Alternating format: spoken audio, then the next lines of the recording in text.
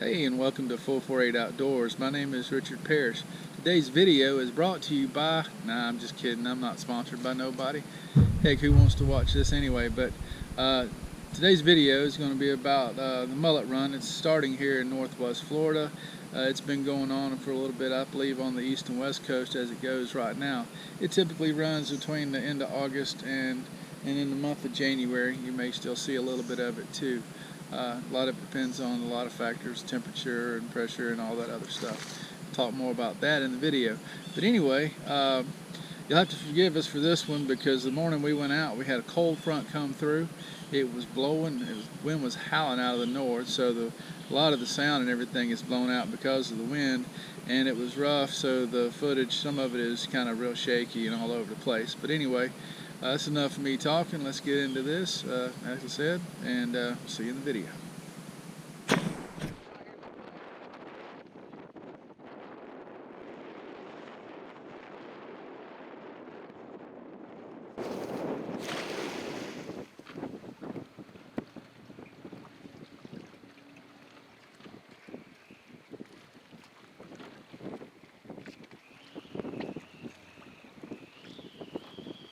You got to switch sides, maybe.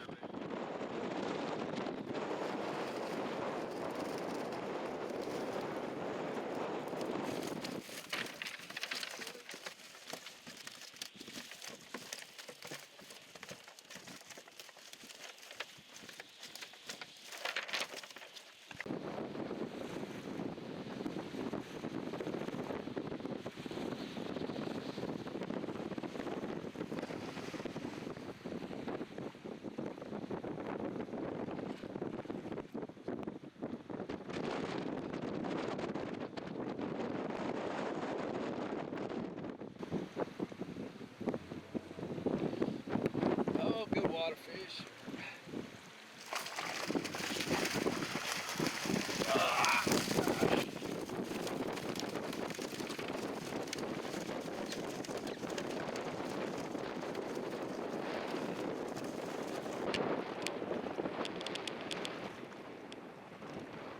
So as you can see here, according to the Fish App rules, there is open season right now on striped mullet, or what we call black mullet, and you can keep 50 per person or vessel, whichever is less. And there is a season on them, so September 1st through January 30th, you can only keep 50. After February 1st through August 31st, you can keep 100. So right now we can only keep 50. Okay, let me break in here just for a second. I just wanted to throw this out there. I mentioned earlier about the pressure and stuff and how it affects these fish. This time of the year when these fish are full of roe, usually a day or two before a cold front, they'll go hold up on some kind of structure somewhere, be it a bridge, rock jetties, old piers and stuff like that. They hold up on that, and then when the front actually comes through, they make a run as a big school of fish out into the Gulf. Now, I mean, it'll be different bunches of fish, but there will be a wad of them that go out. There won't be no single one here, single one there. Now, that all depends on the difference in the pressure. The more of a drastic pressure change we get, typically the bigger the amount of fish you see going out to spawn. But anyway, I wanted to throw that in there just in case some of you didn't know or whatever. But we kind of had an idea that day we were going to probably see some fish. We just didn't know when or where, or just what time they'd show up. But anyway, just something to think about if you go to want to try to target these fish. A day or two before a cold front, they typically hold up around structures. You can catch them on bridges and stuff like that. They usually just kind of work the area. And then when the cold front comes through, they make that run to the pass and to go out into the Gulf to spawn. So anyway, back to the video.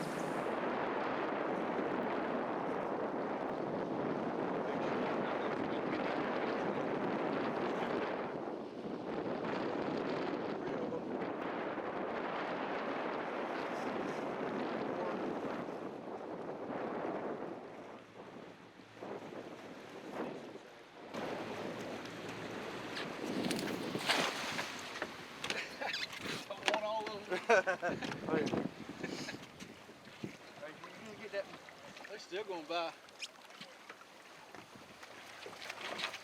Disney 70. True. Dad, I picked my net up off of them. I know. They're right here behind us, right here. Be careful.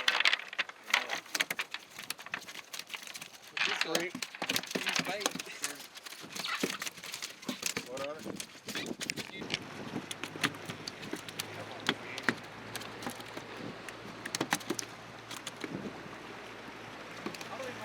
That's bad. I don't want to No. They're solid. No, and you can take them out. I'm gonna need help picking that damn thing No. Now you need to be pulling it. Too late. Oh, you probably got 50 fish right there. Yeah, that thing's full. Well, we can hit How them. many you need? 4. I'll back down here so they won't No. Take the 4 out.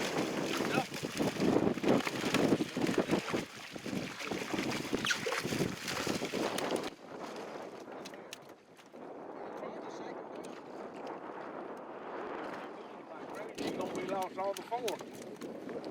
Dad, I got another 15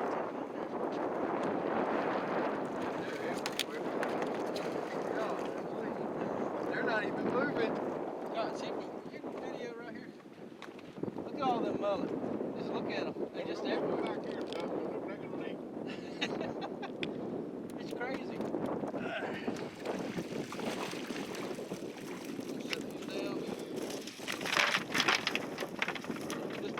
That's the big ones.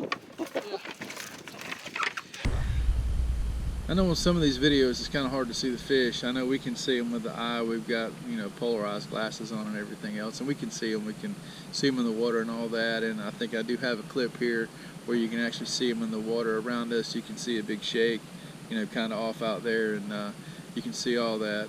What you don't see typically is what we've seen, and I did catch none of it on video, was the sharks and stuff were all in that. You know, we don't have the snook and the tarpon here like they have in South Florida. We know what we have would be the big redfish, the jack crevalle, and the dolphins, which I think I have some of them.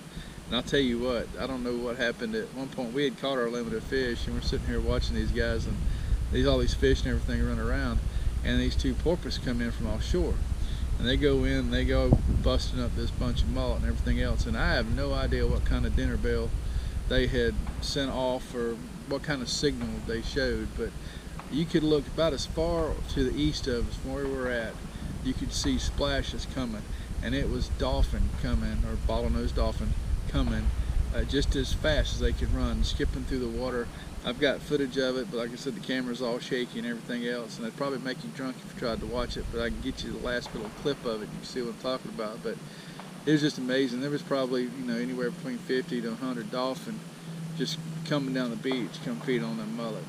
And I've even got a little bit of footage of some dolphin offshore. We thought they were jacks or big redfish, but no, it was dolphin. As we got into them, you could see them. They were playing and cutting up and everything else. But it's amazing just things you could see around that day. But the fish, you know, we left a bunch of fish there. We caught our limit pretty quick and just had a good day.